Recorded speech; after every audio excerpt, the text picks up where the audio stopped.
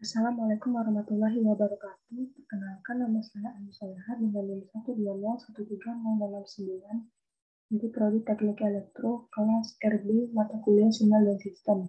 Di sini saya akan menjelaskan 5 kosakata untuk mata kuliah minggu ke-6 pada mata kuliah Sinyal dan Sistem.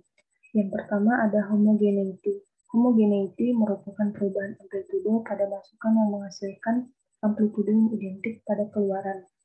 Apabila Xn menghasilkan Yn, maka Kxn menghasilkan Kyn, di mana K merupakan konstanta. Hukum homogeneitis menyatakan bahwa output secara otomatis akan dikalikan dengan konstanta apabila input dikalikan dengan konstanta juga. Pada output ini, faktor pengali ada sebagai akibat dari proses di dalam sistem, dan bukan akibat dari dikalikan langsung dengan output yang normal. Lalu yang kedua, ada modulasi. Modulasi merupakan proses penumpangan sinyal informasi terhadap sinyal pembawa, di mana parameter sinyal pembawa itu diubah menjadi sinyal modulasi yang berupa sinyal informasi.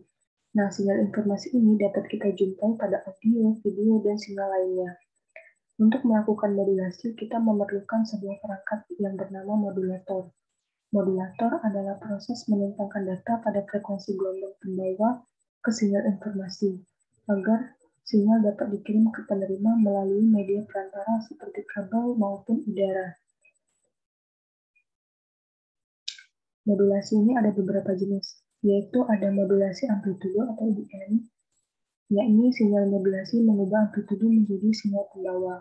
Lalu ada modulasi frekuensi atau VM, yang mengubah sinyal modulasi menjadi frekuensi sinyal pembawa.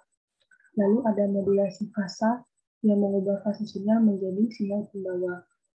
Lalu kosakata yang ketiga ada osiloskop.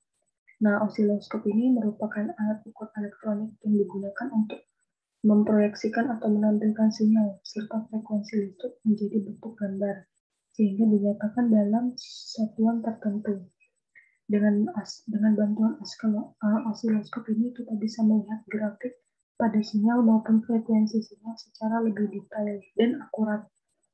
Fungsi dari kegunaan osiloskop yaitu mengukur jumlah frekuensi dan gelombang, menganalisa gejala gelombang yang bersifat periodik, lalu mengetahui bentuk gelombang dari suatu tegangan, dan menganalisa gelombang serta fenomena lain dalam sebuah rangkaian elektronik. Sedangkan manfaatnya itu yaitu ada mengukur frekuensi dan tegangan AC di DC, lalu mengukur tegangan bervariasi terhadap waktu, mengukur sinyal osilasi, dan lain sebagainya. Nah, osiloskop ini dibagi menjadi dua, ada analog dan digital. Osiloskop analog itu memanfaatkan tegangan yang diukur untuk menggerakkan berkas elektron dalam tabung si aktif sesuai dengan bentuk gambar yang diukur. Kalau yang digital itu mencuplik bentuk gelombang yang diukur dan menggunakan ADC untuk mengubah besaran tegangan yang dicuplik menjadi besaran digital. Yang keempat ada tegangan listrik. Tegangan listrik itu merupakan jumlah energi yang dibutuhkan untuk memindahkan unit tegangan listrik dari satu tempat ke tempat lainnya.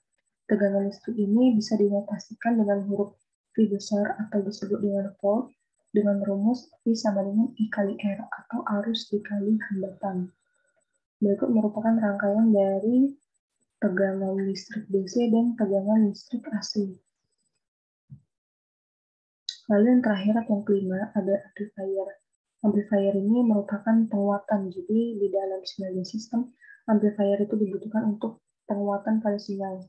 Amplifier merupakan rangkaian komponen elektronika yang dipakai untuk menguatkan daya atau energi atau tenaga. Dalam bidang audio, amplifier akan menguatkan sinyal suara berbentuk analog dari sumber suara, yaitu memperkuat sinyal arus dan tegangan. Berbentuk sinyal AC dari inputnya menjadi arus AC dan tegangan yang lebih besar. Juga dayanya akan menjadi lebih besar di bagian outputnya. Fungsi daripada amplifier itu untuk menguatkan suara, mengatur karakteristik suara, dan menyesuaikan suara output. Lalu ada 4 macam dari amplifier. Yang pertama ada power amplifier OTL, yaitu amplifier yang tidak memakai transformer untuk kopinya dari rangkaian dengan loudspeaker. Lalu ada power amplifier OT, menggunakan trafo untuk menghubungkan antara penguap akhir dengan pengeras suara. Lalu ada power amplifier BTL, yakni gabungan antara dua amplifier dengan sebuah sistem bernama bridge.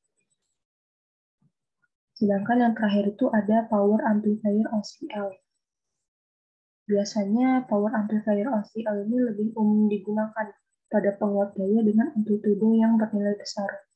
Karena jenis amplifier ini dipasangkan dengan power supply simetris.